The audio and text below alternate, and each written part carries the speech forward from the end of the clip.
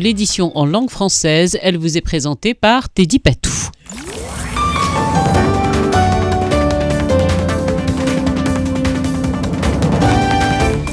Bonjour Fatia, bonjour à tous, bonjour.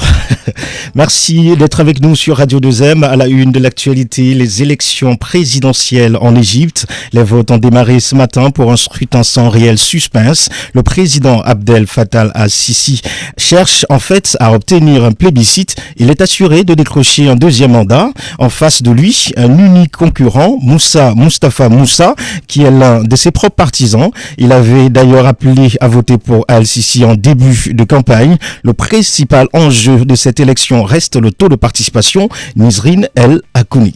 Dans le pays le plus peuplé du monde arabe, les électeurs ont le choix entre deux hommes. Le président sortant, Abdel Fattah al-Sisi, 63 ans et archi-favori, et un homme méconnu du grand public, Mustafa Moussa, président d'un petit parti et fervent supporter du maréchal al-Sisi, pour qui il a d'ailleurs déjà fait campagne. Partisan et concurrent du Raïs à la fois, cet homme d'affaires de 65 ans s'est présenté à la toute dernière minute, évitant à son adversaire de se retrouver candidat unique. Il faut rappeler que depuis le début de la course présidentielle, plusieurs prétendants plus crédibles ont été évincés. Parmi les candidats de l'opposition égyptienne, 2 ont été interpellés. Tous ont dénoncé des manœuvres d'intimidation, appelant par ailleurs au boycott de ce scrutin. Mais malgré ce climat politique très tendu, le résultat de cette élection présidentielle, la 4e de l'histoire de l'Égypte, ne fait pas de doute. Au pouvoir depuis 2013 et le renversement de Mohamed Morsi, premier président démocratiquement élu du pays, Abdel Fattah al-Sisi devrait facilement être réélu pour un deuxième mandat de 4 ans.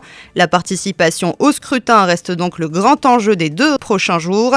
Pour rappel, le maréchal al-Sisi avait remporté la dernière présidentielle avec un score quasi parfait de 96,9%. En Israël, tous les chemins mènent à la police en ce moment pour Benjamin Netanyahou, de nouveau interrogé dans une affaire de corruption. La police a procédé ce matin à l'audition du Premier ministre dans l'affaire dite Bezek.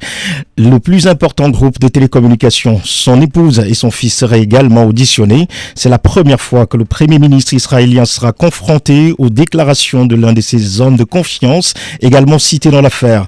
Les Netanyahou ont-ils accordé les faveurs gouvernementales au site d'information Walla pour s'assurer une couverture médiatique propice? C'est à cette question que les enquêteurs tentent de répondre, et c'est la 9e fois qu'il est interrogé dans les différentes affaires de corruption le concernant directement ou indirectement. Justice toujours, mais en Espagne, Carlos Puigdemont sera présenté aujourd'hui à un juge en Allemagne où il a été arrêté à la frontière avec le Danemark. Le leader catalan risque une extradition vers son pays, l'Espagne, où il est accusé de rébellion. Une décision d'extradition qui n'interviendra pas si tôt. La procédure risque d'être longue. Elle peut durer jusqu'à 60 jours. Carlos Puigdemont a demandé l'asile en Allemagne, ce qui risque de rallonger encore plus son extradition. Le leader catalan est sur le coup d'un mandat d'arrêt européen lancé par l'Espagne. Il risque jusqu'à 30 ans de prison s'il est renvoyé chez lui.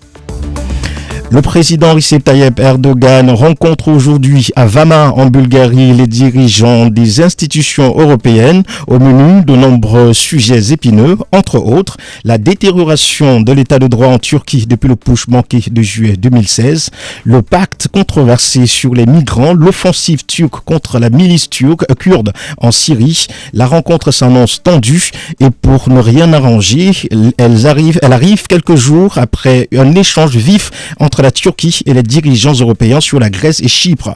L'Union européenne a condamné la semaine dernière les actions illégales persistantes de la Turquie en mer Égée et en Méditerranée orientale au détriment de la Grèce et de Chypre. En Syrie, les négociations entre armées régulières et rebelles dans la dernière poche de résistance de la Ghouta orientale évoluent, mais en dents de scie. Problème, le désaccord entre les rebelles entre eux-mêmes.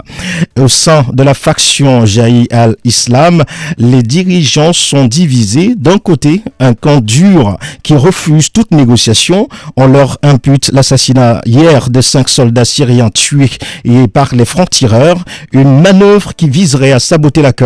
De l'autre côté, certains rebelles sont prêts à déposer les armes à condition qu'ils restent à Douma, une région de la Ghouta orientale. Également dans l'actualité, l'incendie du centre commercial en Russie. Le bilan s'alourdit. 64 morts dont 9 enfants selon le porte-parole du comité d'enquête ce matin. Des dizaines de personnes dont de nombreux enfants sont toujours portés disparus.